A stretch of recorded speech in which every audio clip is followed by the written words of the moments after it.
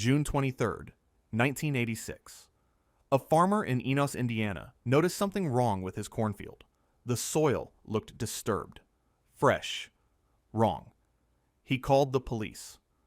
What they found buried in that shallow grave would close the final chapter on the most violent era in Las Vegas history. 2 bodies. Brothers.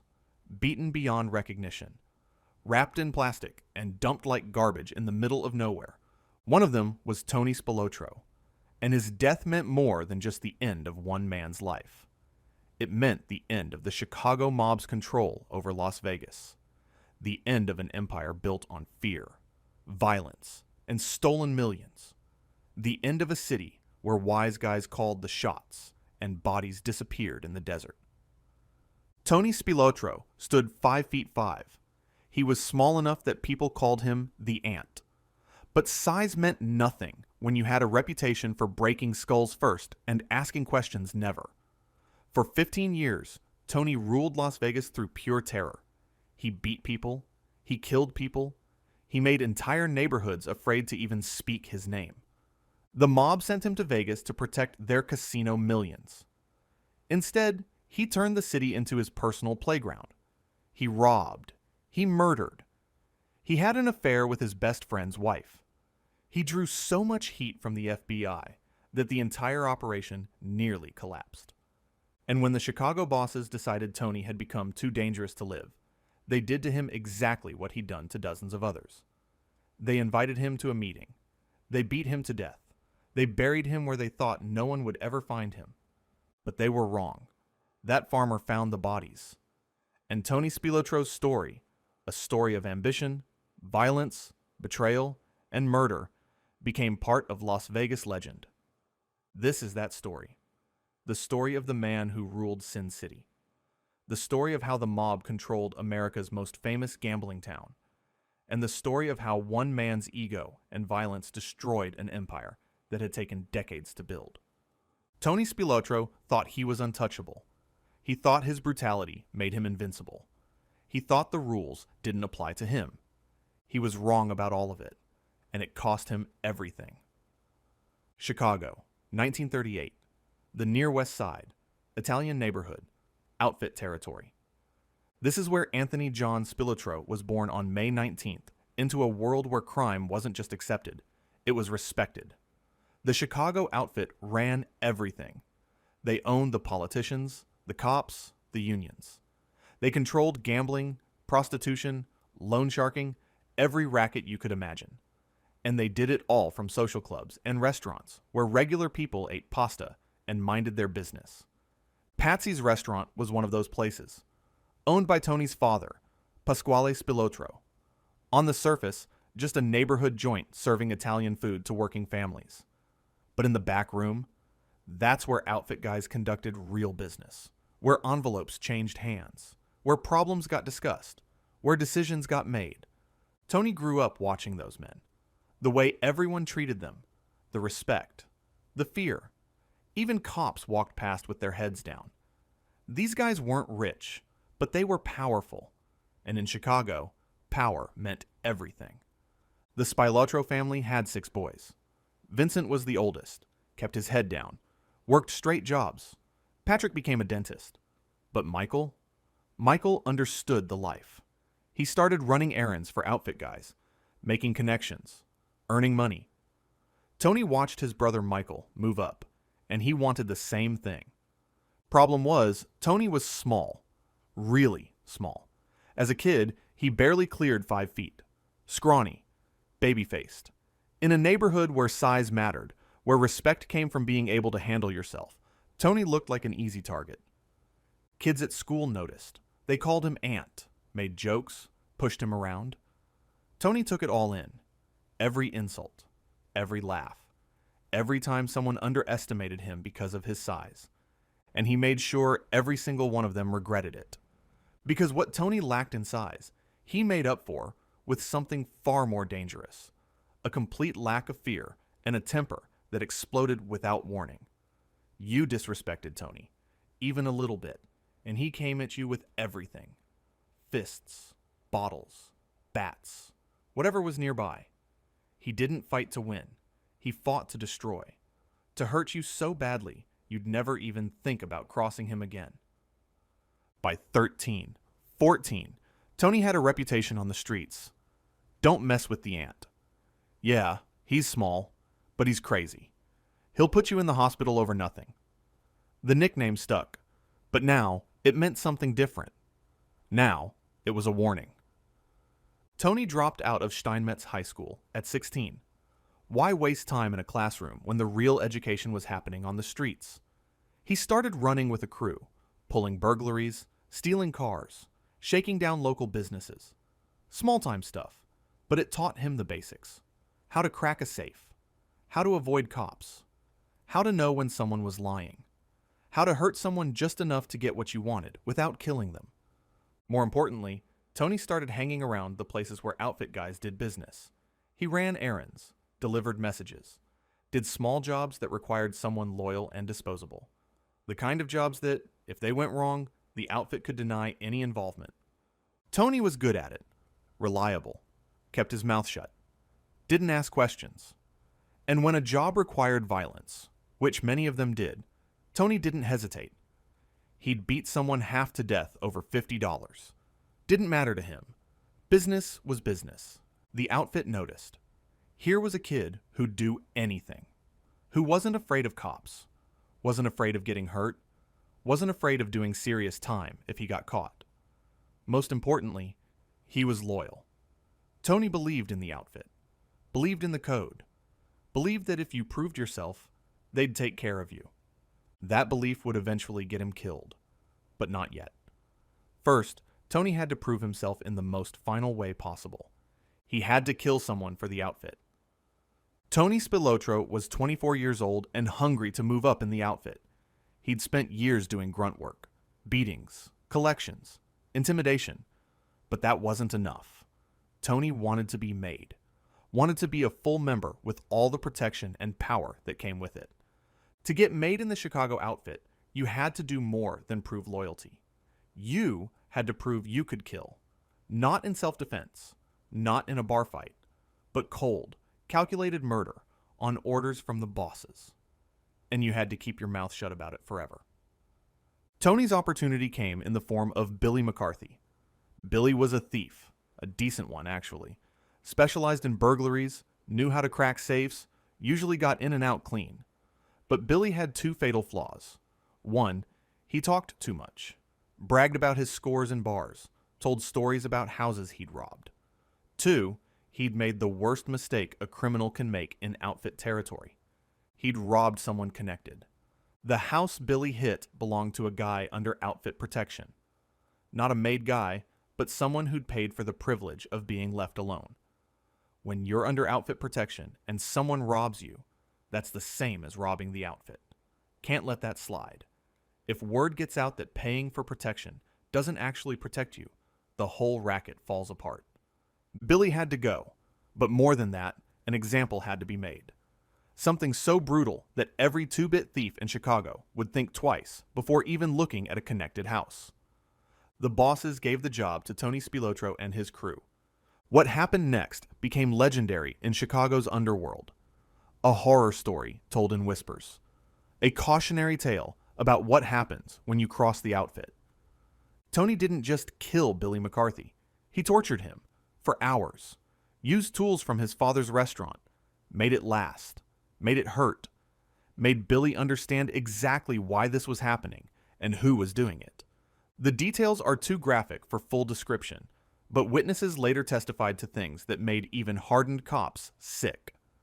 Billy McCarthy suffered in ways most people can't imagine. And when it was finally over, his body disappeared. Never found. Just gone, as if he'd never existed. But the story spread. Intentionally. That was the point. The outfit wanted people to know. Wanted them to be afraid. Wanted every criminal in Chicago to understand that certain lines you just don't cross. And they wanted everyone to know that Tony Spilotro had done it. The murder accomplished multiple things. It solved the Billy McCarthy problem. It sent a citywide message. And it proved Tony's loyalty beyond any doubt. He'd tortured and killed a man on orders, without hesitation, without remorse, without leaving evidence that could tie back to the bosses. Shortly after, Tony Spilotro was made. He became a full member of the Chicago outfit, protected, connected, part of the family. But the Billy McCarthy killing revealed something about Tony that should have been a warning sign. He didn't know when to stop. The bosses wanted Billy killed. That was the order. But Tony took it further, made it personal, made it excessive. It was a pattern that would repeat throughout Tony's career. He couldn't do anything halfway. Couldn't just enforce. He had to dominate. Couldn't just scare someone. He had to traumatize them. He had no off switch, no sense of proportionality, and that lack of control would eventually be his downfall. Throughout the 1960s, Tony built his reputation as the outfit's most reliable enforcer. People disappeared. Witnesses stopped talking. Problems got solved. Tony's name became synonymous with violence in Chicago's underworld. If the bosses sent Tony to talk to you, you knew it wasn't going to be a conversation. He was involved in multiple murders, though few were ever proven. The bodies were hidden too well. The witnesses were too afraid. The evidence mysteriously disappeared. Tony was good at his job. Really good. But Tony wasn't satisfied just being muscle. He wanted more. He started running his own operations, burglaries, fencing stolen goods, loan sharking, building his own criminal enterprise within the outfit structure. The bosses allowed it because Tony was making them money. As long as he did his job, enforcing, collecting, eliminating problems, they didn't care what he did on the side. By the late 1960s, the Chicago outfit was expanding aggressively into Las Vegas. They'd figured out how to skim millions from casinos, using frontmen to hold licenses while mob bosses controlled operations behind the scenes. It was the perfect racket. Legal gambling on the surface, illegal theft underneath. But maintaining control required muscle on the ground. Someone who could keep employees loyal. Someone who could deal with problems before they became disasters. Someone who could protect the millions flowing back to Chicago every month. The bosses needed an enforcer in Las Vegas. Someone tough. Someone loyal. Someone willing to do whatever it took. They chose Tony Spilotro. For Tony, it was a promotion, a sign of trust, a chance to run an entire city for the outfit. He'd be hundreds of miles from Chicago, operating independently, overseeing one of the most profitable operations in outfit history. Tony was thrilled. Las Vegas was the golden goose, and he was being sent to guard it. What the bosses didn't anticipate, or maybe they did, but figured they could manage it, was that Tony Spilotro couldn't operate quietly, couldn't stay in the shadows, couldn't resist the temptation to build his own empire alongside the one he was supposed to protect. Tony was about to bring Chicago-style violence to the Las Vegas desert, and it would change both cities forever. Tony Spilotro arrived in Las Vegas with his wife Nancy and their young son Vincent. To anyone watching, they were just another family relocating for business opportunities. Tony even had a legitimate reason for being there. He was opening a jewelry store. The Gold Rush, located at 10 West Sahara Avenue, just off the Strip. Nice little shop. Sold watches, rings, diamonds, filed taxes, looked completely legit. Tony played the part well. Businessman, family man, trying to make it in Vegas. But everyone who mattered knew the truth. Tony was there for the Chicago outfit. His real job had nothing to do with selling jewelry. He was there to protect the skim. Here's how the skim worked. The outfit controlled several major Las Vegas casinos through frontmen, legitimate-looking business people who could get gaming licenses while mob bosses pulled strings behind the scenes. The biggest properties were the Stardust, Fremont, Hacienda, and Marina. Every night, these casinos generated enormous amounts of cash. That money was supposed to be counted, recorded, and reported to the Nevada Gaming Commission and IRS. But in outfit casinos, there were two counts. The first count, the real one, happened in a special room before official counters arrived. Trusted employees working for the mob skimmed 10 to 20% right off the top. That money went into briefcases, got smuggled out through loading docks and service entrances, and disappeared. The second count was official. The remaining 80 to 90% got recorded in the books, reported to authorities, taxed. The casino still showed healthy profits, so nobody got suspicious. The skimmed money, millions of dollars every month, was driven or flown back to Chicago, Kansas City, Milwaukee, Cleveland, divided among the crime families who'd invested in the Vegas operations. All untaxed, all untraceable. It was brilliant, and for years, it worked perfectly.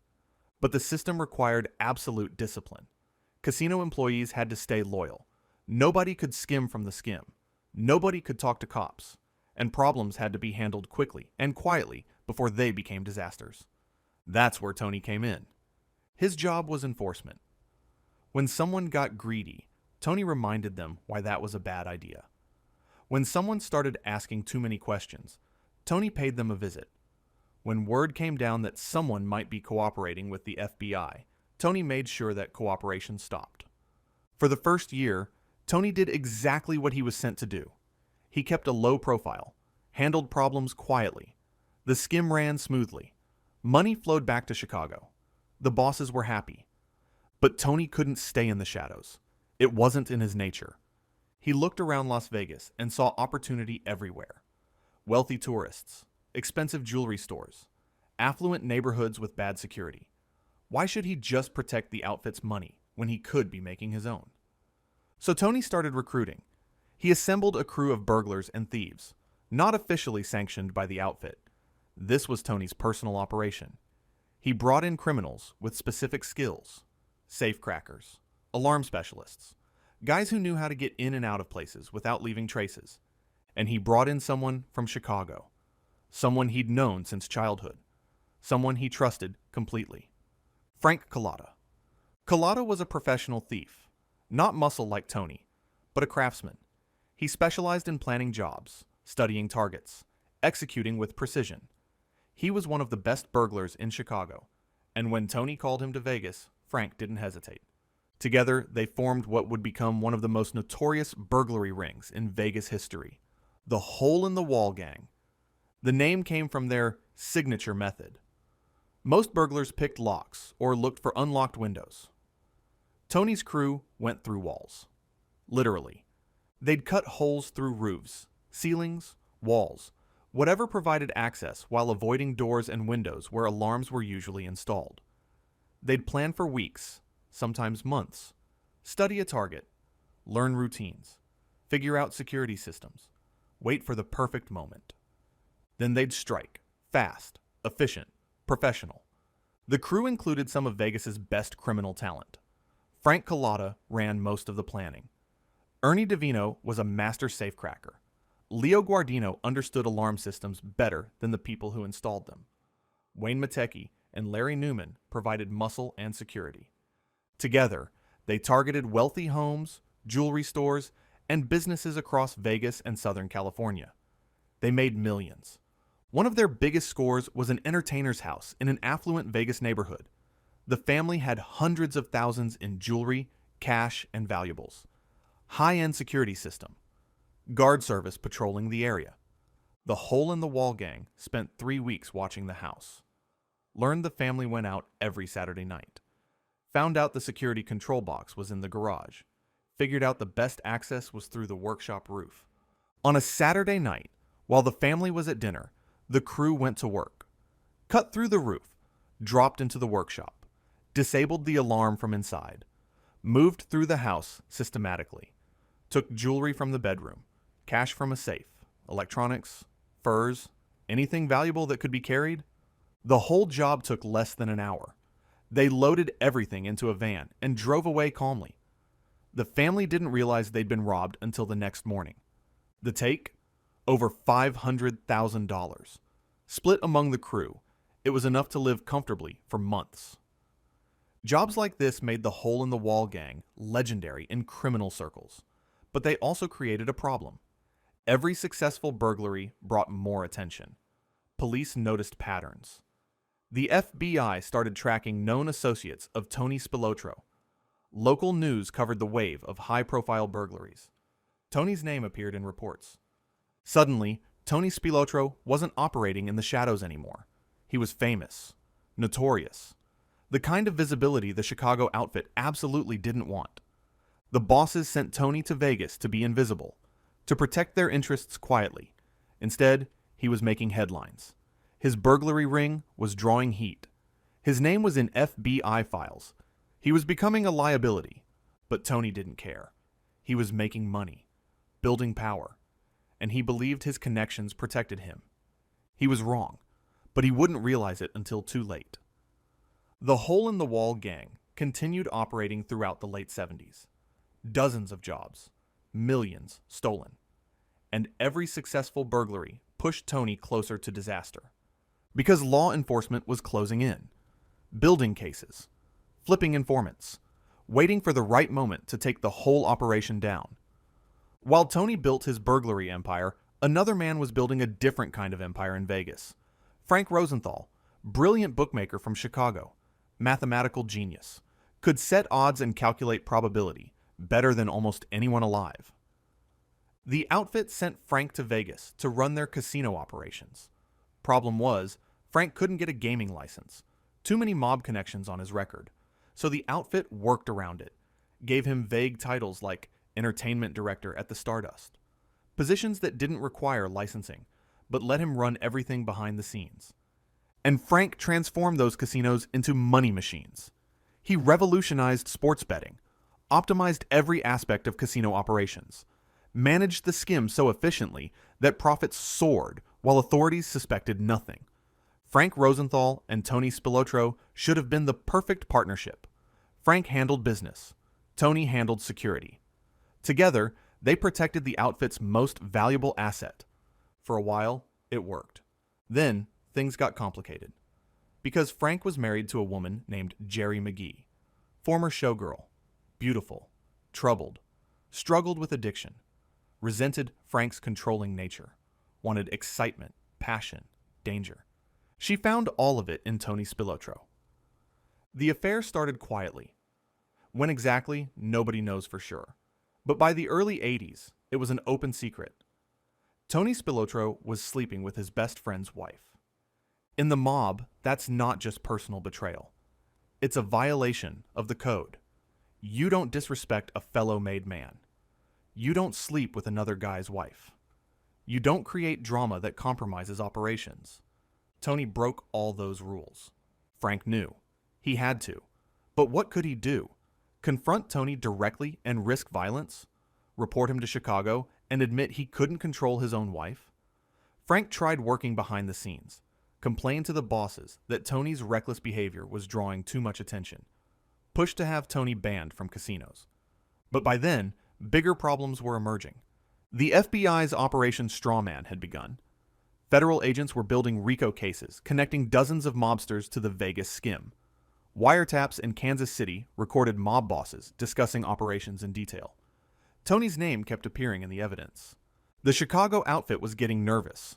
Their most profitable operation was being exposed. And much of the attention focused on Tony Spilotro and his out-of-control behavior. Both Frank and Tony were becoming liabilities. Both were under investigation. Both had become too visible. Something had to give. October 4th, 1982. Frank Rosenthal walked out of Tony Roma's restaurant, got in his Cadillac Eldorado, and turned the key. The car exploded. A bomb had been planted under the driver's seat, designed to kill him instantly. But by pure chance, the Cadillac's steel reinforcement plate absorbed most of the blast. Frank survived with minor injuries. The message was clear. You're no longer protected. Who planted the bomb? Never officially solved. Some thought it was the outfit, eliminating a problem. Others thought it was Tony, removing someone who'd become an enemy. Tony denied it, but denial meant nothing in a world where murder was routine. Shortly after, Frank left Vegas and never came back. He'd survived the bombing and taken the hint. With Frank gone and federal cases mounting, Tony's empire was collapsing. The partnership was over. The protection was gone. And the Chicago bosses were losing patience. By the early 1980s, Tony's world was falling apart. FBI surveillance was constant. Former associates were cooperating with prosecutors. His burglary operations were under investigation, and bodies were piling up. Tony had always been violent, but now the violence was escalating, out of control. People who crossed him disappeared. Business partners who asked questions were found dead. Anyone suspected of being an informant was beaten or killed as a warning. One of the most brutal murders involved two thieves named Billy McCarthy and Jimmy Maraglia. They'd robbed a house under outfit protection. Stupid move. Fatal move. Tony and his crew allegedly tortured both men before killing them. Not for information, for demonstration. This is what happens when you disrespect the outfit. Both bodies were buried in the desert, never found. The stories spread anyway, and the message was received. But all this violence had consequences. The FBI wasn't just watching Tony. They were building cases. His name appeared in wiretapped conversations. Former crew members were flipping. Evidence was mounting. In 1979, Tony's name was added to Nevada's Black Book, banned from entering any casino in the state. Humiliating for someone whose job was protecting casino interests. The Chicago bosses were furious. Tony had become exactly what they feared, a liability. His burglary ring drew attention. His violence created problems. His affair with Gary destroyed trust. His Black Book placement was embarrassing. And then came the disaster that ended everything. July 4th, 1981. Bertha's Gifts and Home Furnishings. Should have been another easy score for the Hole in the Wall gang. They'd surveilled it for weeks, knew the alarm system, knew the layout, knew the score. But when they broke in, the police were waiting. Someone had talked, or law enforcement had been tracking them better than they realized. Either way, the crew walked straight into an ambush. Multiple arrests, evidence seized. The Hole in the Wall gang was finished. Worse, facing serious prison time, Tony's crew started considering the unthinkable, cooperation with federal prosecutors. Tony tried damage control, hired lawyers, made threats, promised support. For months, the crew held together. Then Frank Collada broke. November 1982. Collada, facing overwhelming evidence and decades in prison, cut a deal. He agreed to testify in exchange for witness protection. He told investigators everything. How the burglary ring operated. How Tony ran his empire. How the skim worked. He named names. Described murders. Provided evidence connecting Tony to dozens of crimes. When Tony found out Collada had flipped, he was furious. Frank was his childhood friend. They'd built the Hole in the Wall gang together. The betrayal was personal. Tony wanted Frank dead, but Frank was already in protective custody. Untouchable. All Tony could do was watch his empire collapse. Burglary charges, murder investigations, RICO cases. The walls were closing in from every direction. And in Chicago, the bosses were having a conversation about Tony Spilotro, about loyalty, about liability, about what you do when someone becomes too dangerous to keep alive. By 1986, Tony Spilotro was a dead man walking. The FBI's Operation Strawman had devastated the Chicago outfit. Top bosses Joseph Ayupa and John Cerrone were in prison, convicted of skimming millions. Other mobsters across multiple cities faced similar charges. The entire Vegas operation was collapsing, and Tony was at the center of it all. His violence had drawn attention. His burglary ring had given prosecutors evidence. His former friend Frank Collada was testifying against him. The Chicago bosses made their decision. Tony had to go. He knew too much. He'd been involved in too many murders. There was a real risk he might cut a deal to avoid prison. They couldn't take that chance. But they needed Tony to come to them, willingly, to believe he was still trusted. So they crafted a story. Tony's younger brother Michael was going to be made, and Tony would be promoted to a higher position. It would be a family ceremony, an honor. The message came through intermediaries Tony trusted. The bosses wanted to see him, not to punish, to promote. Despite everything, they still valued his loyalty. Tony wanted to believe it, needed to believe it. June 14th, 1986. Tony and Michael drove from Vegas to Chicago. They told their families they were going to a meeting, that Michael was being made, that everything would be fine. They arrived in Bensonville, Illinois, a quiet suburban house. They were told the ceremony would be in the basement. Family only. Tony and Michael walked down those stairs. The door closed behind them. There was no ceremony, no promotion, just a basement full of made men ordered to kill them. Tony and Michael Spilotro were beaten to death. Not shot, beaten. With fists and feet and maybe bats. It took time. It was personal. It was meant to send a message. When it was over, their bodies were stripped, wrapped in plastic, loaded into a car, and driven to a farm in Indiana. They were dumped in a shallow grave in a cornfield and covered with dirt. 9 days later, a farmer noticed disturbed soil and called police. On June 23, 1986, investigators dug up the bodies of Tony and Michael Spilotro. The enforcer who'd ruled Las Vegas was dead, killed by the organization he'd served his entire adult life, buried in an unmarked grave like the dozens of people he'd killed over his career. Tony Spilotro had lived by violence, and in the end, violence was how he died. Tony Spilotro's death didn't just end one man's story. It ended an era. The Chicago outfit's control over Las Vegas collapsed completely. Federal investigations continued. More convictions followed.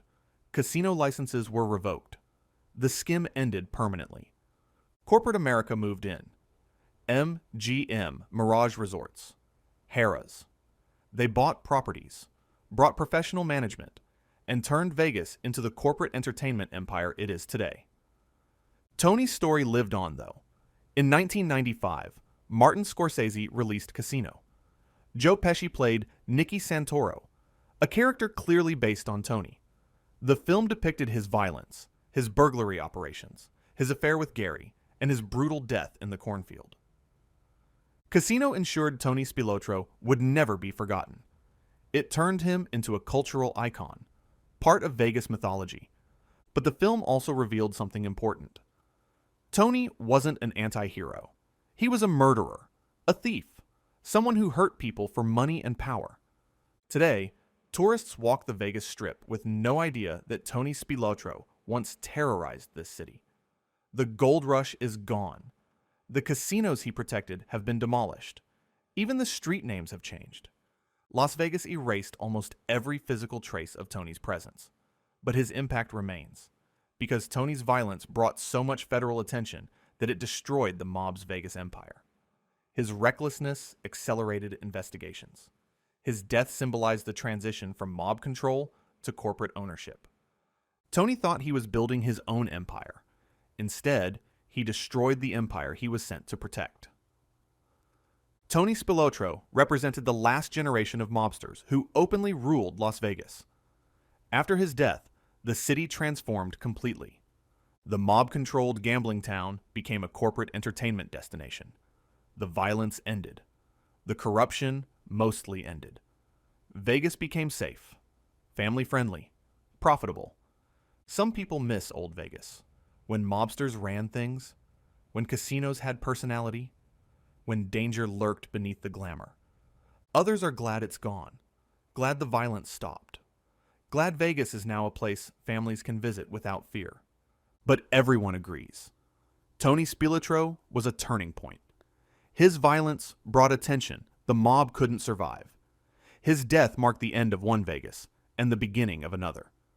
Tony lived by one rule. Take what you want, hurt anyone who gets in your way, never back down. For 15 years, it made him the most feared man in Vegas. But fear only lasts while you're alive. And when Tony became more dangerous to the outfit than to their enemies, they eliminated him with the same brutality he'd shown dozens of others. He died as he lived, violently, without mercy, betrayed by the organization he'd believed in. And Las Vegas moved on, because Vegas always moves on. The city doesn't mourn. It just keeps building, demolishing, reinventing. Tony Spilotro is buried in Illinois, alongside his brother Michael. Their graves are simple. Few people visit. The casinos Tony protected are gone. The money he stole is spent. The people he killed are forgotten. Even his name means little to modern tourists walking the Strip. But for a brief, violent period, Tony Spilotro ruled Las Vegas through pure terror.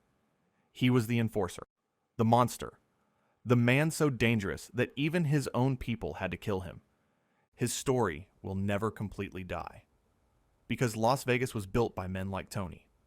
Violent men. Ambitious men. Men who would do anything to get what they wanted. They're gone now, but their city remains. Bigger, brighter, more profitable than ever. Tony Spilotro bet everything on violence and fear. He lost. The house won, and Las Vegas kept spinning. The end.